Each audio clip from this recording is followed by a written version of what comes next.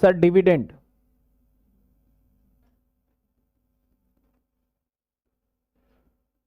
सबसे पहले तो डिविडेंड होता क्या है? डिविडेंड क्या होता है? चलिए एक बार डिविडेंड को देख लेते हैं, पूरा सिचुएशन देख लेते हैं डिविडेंड का। मैंने सेल्स किया सर 1,00,000 रुपया का, माइनस में करते हैं वेरिएबल कॉस्ट, माइनस में करते हैं फिक्स कॉस्ट। तो इसमें से मान लेते हैं कि मैंने 50,000 रुपए का वेरिएबल है और 10,000 का फिक्स है, तो दैट इज मेरा प्रॉफिट, जिसे हम नाम देते हैं earning before interest and tax, EBIT, और दैट इज 40,000। ऐसी कहानी चलती है जो कि कंपनी वाले करते हैं प्रॉफिट। पहले सेल्स में से फिक्स कॉस्ट माइनस कर देंगे, वेरिएबल दोनों माइनस करने के बाद क्या आता है? EBIT। अब बाद में फाइनली उसमें से माइनस क्या करते हैं सर? इंटरेस्ट। इंटरेस्ट मान लेते हैं सर 10,000, इसको नाम दे देते हैं EBT।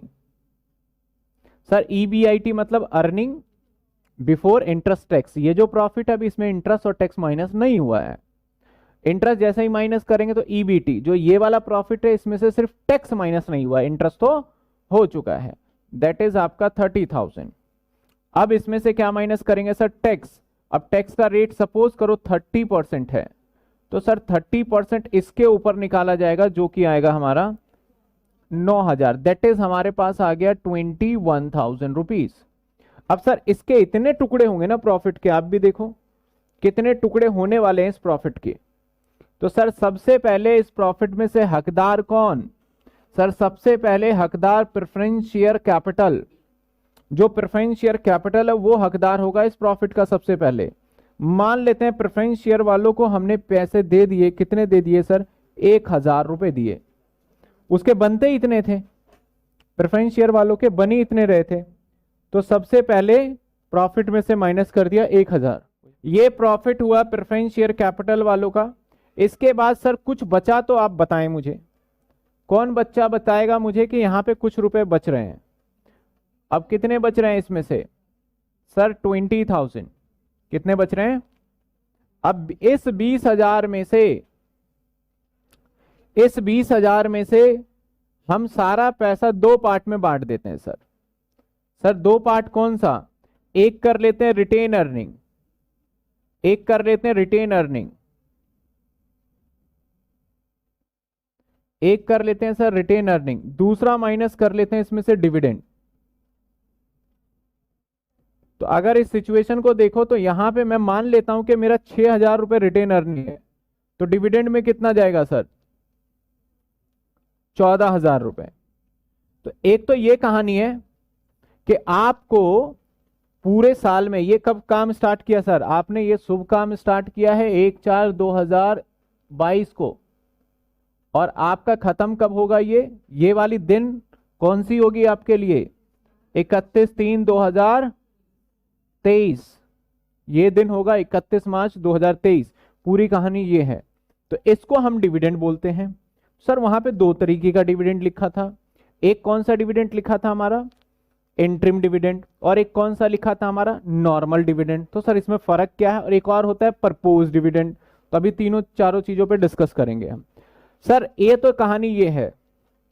अब मान लो कई बार कंपनी को ना, एक तो ये कहानी कंपनी ने डिविडेंड दिया, और कई बार कंपनी के साथ ऐसा होता है कि बहुत बड़ा कॉन्ट्रैक्ट मिल गया,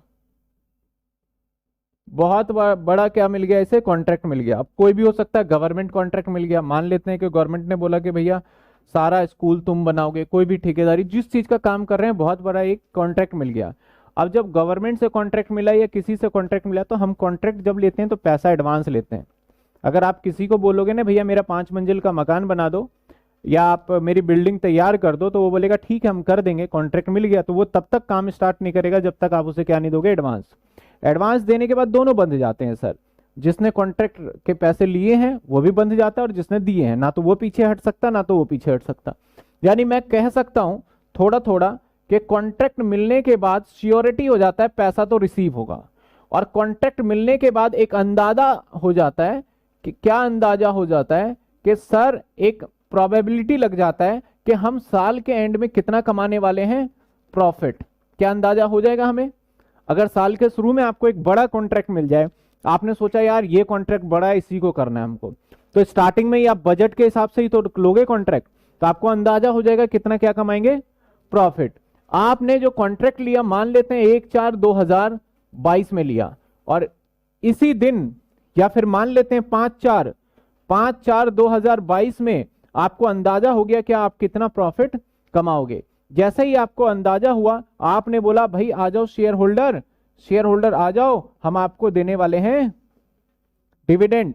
हमारी कंपनी को बहुत बड़ा कॉन्ट्रैक्ट हाथ लगा है, तो इस वजह से हम आपको क्या देंगे सर, आपको देने वाले हैं डिविडेंड। तो अगर हम आपको डिविडेंड देंगे, शेयर होल्डर ने बोला कोई बात नहीं सर, मुझे क्या दे दो आप, डिविडेंड। इस डिविडेंड और इस डिविडेंड में फर्क है। इस डिविडेंड के लिए आपको इंतजार करना पड़ा था। कब का इंतजार करना पड़ा था, साल का एंड का। इस डिविडेंड में कोई इंतजार नहीं है, ये कब मिल सकता है, कभी भी मिल सकता है आपको। तो ऐसा डिविडेंड जो साल के बीच में कभी भी दे दिया जाता है विदाउट प्रॉफिट निकाले हुए, उसको बोलते हैं इंटरिम डिविडेंड। और ऐसा प्रॉफिट जो कि लास्ट में निकालने के बाद दिया जाता है, उसको बोलते हैं नॉर्मल डिविडेंड या फिर फाइनल डिविडेंड। पहले तो डिफरेंस देखो इसमें क्या है हमारा। अब देखो ये मीटिंग है, अब यहां पे थोड़ा सा मैंने इंडियन नहीं लिया है, तो उसकी टेंशन मत लेना। ये सब बैठे हुए हैं, ये देखो ये सब क्या कर रहे हैं, बैठे हुए हैं, ये कोई मूवी नहीं देख रहे। यहां पे ये होते हैं बोर्ड ऑफ डायरेक्टर। ये कौन है sir, board of director. Board of director, इसके अंदर से एक पर्सन होता है, चेयर पर्सन होता है, जिसे चेयरमैन कहते हैं हम। इसी के अंदर बोर्ड ऑफ डायरेक्टर के अंदर कोई ना कोई मुख्य पर्सन होगा, चेयरमैन। और कुछ लोग देखो वीडियो कॉल पे भी यहां बात कर रहे हैं, जो नहीं आ पाते वो इस तरीके से कर लेते हैं। अब ये क्या करते हैं, जितने लोग बैठे हैं ना, तो इनके पास सभी के पास एक कॉपी चली जाएगी बैलेंस शीट की और P&L की, सब कुछ जाएगा। और ये सब कौन से लोग हैं, जिन्होंने इस कंपनी के, जो भी कंपनी है, इस कंपनी के क्या खरीदे हैं सर, इस कंपनी के शेयर खरीदे। तो दैट इज ये सब कौन है सर, शेयर होल्डर। और एक तरीके से सभा है, ये मीटिंग है, तो इसे हमने बोल दिया मीटिंग। और मीटिंग साल में एक बार होगा, इसे बोल देते हैं AGM, एनुअल जनरल मीटिंग। अब इसके अंदर इसमें से कोई बोलेगा कि भैया हम सोच रहे हैं हमारा प्रॉफिट जो है वो 500 करोड़ का है, हमने सोचा है कि 200 करोड़ रुपए बचा लिए जाए और 300 करोड़ आप में बांट दिए जाए, क्या आप सब सहमत हैं? आप सब सहमत हैं? इन सबसे पूछा जाएगा। ये कहेंगे, क्या कहेंगे, या तो हां या ना। अब हां ना में तो मिक्स हो जाएगा, तो हैंड रेज करेंगे ये अपना।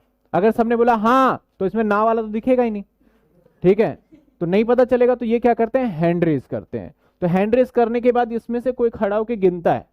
अगर 51% लोगों ने कहा कि हां, तो फिर बोलेगा चलो यही काम होने वाला है। अगर इसमें से 51% ने बोला भाई नहीं, तो फिर ये काम नहीं होगा। यानी सर डिविडेंड देना तो तय AGM के अंदर होता है। डिविडेंड देना तय कहां होगा, आपने सोचा कि हम 300 करोड़ का डिविडेंड देंगे और आप पहले ही प्रॉफिट एंड लॉस में से 300 करोड़ का डिविडेंड के रूप में मान चुके हो, लेकिन AGM में उसने मना कर दिया, तो आपकी कैलकुलेशन क्या हो गई, खराब हो गई। तो इसलिए पहले ये क्या करते हैं, इनसे पूछते हैं सर, पहले ये इनसे पूछते हैं। जैसे ही ये पूछेंगे इनसे, जैसे ही ये पूछेंगे इनसे, तो किसी से कुछ भी चीजें पूछने को बोला जाता है प्रपोज करना। तो ये क्या करेंगे, प्रपोज करेंगे इन सभी को। कोई चीज पूछने को क्या बोला जाता है, प्रपोज करना। तो इन्होंने पूछा इससे, तो इसको बोला गया प्रपोज डिविडेंड। क्या बोला गया, प्रपोज डिविडेंड। अब जैसे ही इन्होंने प्रपोज किया डिविडेंड, किससे पूछा, सभी से। अब अगर इसने बोल दिया ओके, तो ये प्रपोज डिविडेंड अब प्रपोज नहीं रहा, फाइनल डिविडेंड बन गया। अब ये कौन सा डिविडेंड बन गया, फाइनल डिविडेंड हो गया। अब यहां दो कहानी आती है, ध्यान दीजिएगा। एक 2010 में प्रपोज किया, किसी से पूछा, भैया किसी को एतराज है, सब चुपचाप बैठे रहे, मतलब कोई बात नहीं, आप चुपचाप बैठे रहो। जब आप कुछ नहीं बोलते तो मान लेते हैं कि आपने बोल दिया है, ठीक है ना। अगर आपसे पूछा जाए, घर वाले पूछते तूने ये काम किया था, नहीं किया था, यहां गया था, मना किया था ना, आप चुपचाप रहो, पक्का गया था फिर इसका मतलब, ठीक है ना। तो अगर ये चुपचाप रहे, अगर ये चुपचाप रहे तो यस ओके कर दिया। और इसके बाद 2000 मान लेते हैं 11, सेम कहानी।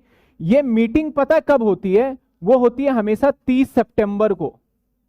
ये मीटिंग कब होती है? 30 सितंबर से पहले होता है, ये कंपनी लॉ का रूल है। अब ये 30 सितंबर से पहले होता है। बैलेंस शीट कब बनता है हमारा? 31/3 को बनता है बैलेंस शीट। तो यानी पहले बैलेंस शीट बनेगा फिर मीटिंग होगा। तो समझ रहे हो, बैलेंस शीट अगर पहले बन गया तो प्रॉफिट एंड लॉस भी पहले निकल गया, और डिविडेंड तो फिर हम पहले दे ही नहीं सकते, क्योंकि डिविडेंड का डिसीजन कहां होना है? मीटिंग के अंदर होना है। अगर डिविडेंड का डिसीजन मीटिंग के अंदर होना है तो ये डिविडेंड हमारा प्रॉफिट एंड लॉस में आता ही नहीं है।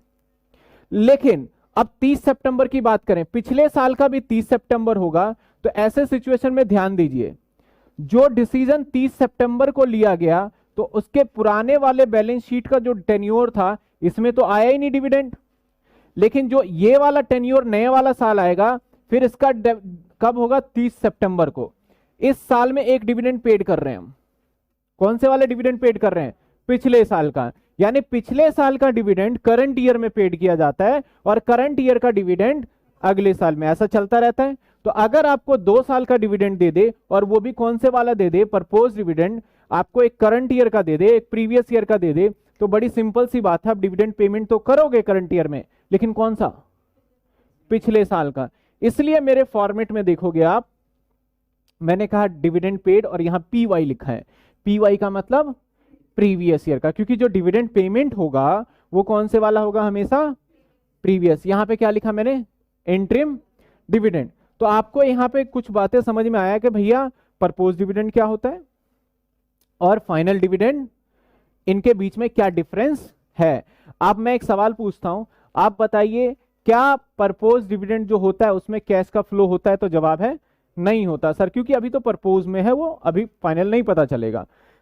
और ऐसे ही सेम एक और मीटिंग बुला के, अगर मान लेते हैं कोई मीटिंग बुला के, साल के बीच में मीटिंग बुला के बोले कि हम तुम्हें डिविडेंड दे रहे हैं, तो वो कौन सा डिविडेंड हो जाएगा? इंटरिम डिविडेंड हो जाएगा। क्लियर है आपको? तो डिविडेंड 2 प्रकार के, वैसे 3 हो गए, एक फाइनल डिविडेंड, एक प्रपोज डिविडेंड और एक इंटरिम डिविडेंड। अगर प्रपोज डिविडेंड है तो कौन सा लोगे? प्रीवियस ईयर वाला। और फाइनल या करंट सिर्फ डिविडेंड पेड है तो वही ले लेना भैया, जब पेड बोल रहा है तो वही हो जाएगा, और इंटरिम है तो वही हो जाएगा।